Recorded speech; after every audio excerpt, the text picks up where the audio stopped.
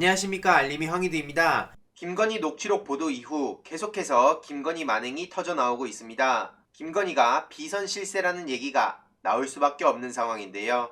여기서 지시하면 여기서 다 그걸 캠프를 조직하니까 헤드들한테 그런 걸 설명을 해줘야지. 김건희 발언입니다. 그러면서 한동훈에 대한 얘기가 서울의 소리에도 올라왔었는데 이게 MBC에서도 보도가 된 상황이죠. 내용을 보면 아시겠지만 실질적인 움직임은 김건희가 다 좌우하고 있다는 게 그대로 드러납니다. 이와 관련해서 한동훈 씨는 윤석열 퇴임 이후 김건희와 연락한 적 없다, 이런 얘기를 하고 있는데 여태까지 거짓말을 너무나 많이 해왔기에 이 또한 어떻게 믿어야 될지도 모르겠고요. 그리고 한동훈의 논리대로만 보더라도 퇴임 이전에는 김건희와 연락을 했다는 얘긴가? 라고 생각할 수밖에 없는 거죠. 이에 대해서 한동훈은 비밀번호나 까라, 이런 사람을 수사 못하는 이유가 뭐냐? 치해 법관이란 얘기도 나오고 있죠. 전형적인 정치검찰이다 라는 비판까지도 쏟아지고 있고요. 김건희 논란은 이뿐만이 아니죠. 어제 SBS 단독으로 대머리남, 주걱턱녀와 궁합조화, 이걸로 박사 논문을 딴 김건희 씨의 만행이 탄로났습니다.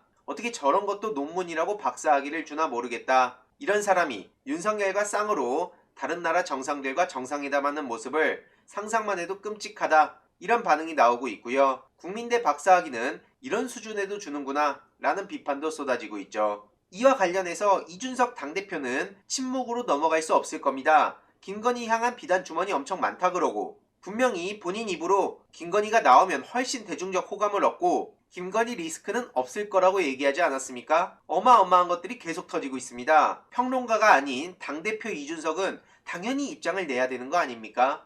이런 와중에 무식한 윤석열 후보의 망언도 계속 터지고 있습니다. 사회복지사 앞에서 코딩 타령을 했다가 제대로 망신을 당한 건데요. 이재명 후보는 혁신형 일자리에 135조를 투입하고 청년 고용률 5% 향상을 약속했습니다. 최근 일자리 대전환 6대 공약을 발표했었죠. 반면 윤석열 후보는 민간화, 경쟁, 그런 얘기를 강조하다가 심지어 코딩 얘기를 하면서 사람들이 황당하다는 반응을 보이고 있는데요. 이 말을 접한 시민들은 윤석열이 코딩이 뭔지도 모르고 사회복지사의 역할이 뭔지도 모르고 도대체 무슨 생각을 하는지 모르겠다는 반응이 쏟아졌습니다. 현직 사회복지사들도 저런 뜬금없는 코딩 타령에 이해가 안 된다는 반응을 보였고요. 경쟁을 부추기는 형태가 되면 업무가 더욱 가중될 거라며 현장 전문가들이 비판의 목소리를 쏟아냈습니다. 무식, 무지, 말로 다 표현을 못할 정도다. 사회복지사에게 경쟁을 위해 코딩을 공부하라는 희대의 망언을 도대체 어떻게 받아들여야 되냐? 걱정이다 정말, 이런 반응들이 나오고 있죠.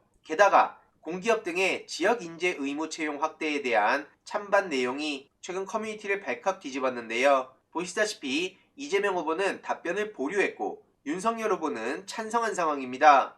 이에 대해 윤석열 후보는 지역 인재 의무 채용은 현재 27% 수준에서 약 50% 수준으로 높일 수 있을 거라고 입장을 밝혔는데요. 할당이란 얘기만 들어가면 그렇게 반대하면서 능력주의 타령하던 이준석 대표, 이거에 대한 입장이 어떨까요? 이로 인해 당장 각종 애타라든지 자칭 보수 세력들조차 의견이 나뉘고 있는 상황이고, 일각에서는 윤석열 할당은 착한 할당이냐, 이런 비판의 목소리까지 나오고 있죠. 반면 이재명 후보는 더 중요한 건 기회의 총량을 늘리는 것이다, 이런 입장을 밝혔습니다. 윤석열 측에선 본인을 지지하는 청년들 사이에서도 의견이 나뉠 정도이기에 또 금방 말을 바꿀 수도 있겠는데요. 진지하게 고민을 하고 유연하게 입장을 바꾸는 게 아니라 본인조차 무슨 생각을 하는지 모를 정도로 이리저리 휘둘린다는 게 문제 아닐까요? 반면 준비된 경제대통령 이재명 후보에게 어제 금융권 임원 100명이 지지선언을 하기도 했네요. 이재명 후보만이 금융대전환을 성공적으로 실천할 수 있다, 이겁니다.